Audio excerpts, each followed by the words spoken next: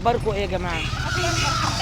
والباقي ايه؟ لا لاقيين انابيب ولا لاقيين غاز، والبنوك مصدره والرز مصدر والبنك مصدر، ولا عارفين نعمل اي حاجه في الدنيا. يا مدام اصل احنا بنصدر الغاز بره، بنصدر الغاز بره بنصدره بره، اصل احنا بنصدره بره. جايبها بكام؟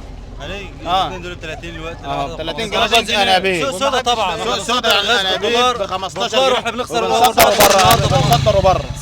صالح مين؟ صالح اسرائيل؟ صالح اسرائيل واسبانيا والدول دي. طبعا صالح احنا هنا بنشتري وطفحانين في معروفين الدم. يعني الفلول من نظام الثوره الحزب الوطني المحليه.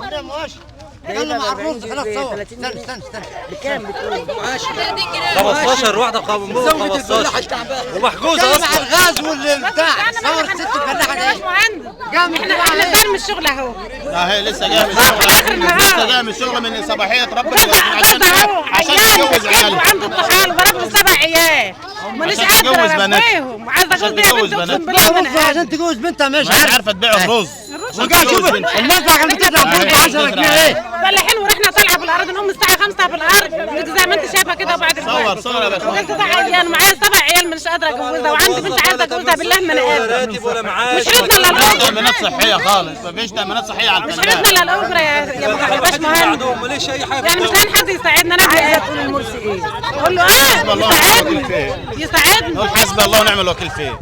حسبي الله ونعم الوكيل في المرسي. لا كان ايام مبارك توصلوا له الرساله ده اهي، توصلوا له على البلد، توصلوا له كده اهو. تجيبها من الشعر.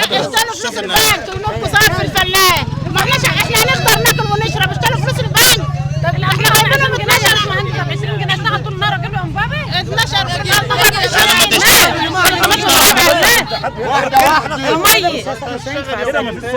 الميه ما احناش لاقيينها يا باشمهندس. بنقوم الصبح نبقع في الميه دي، نملى ميه نغسل ونستحمى ونشرب، مش لاقيين نشرب.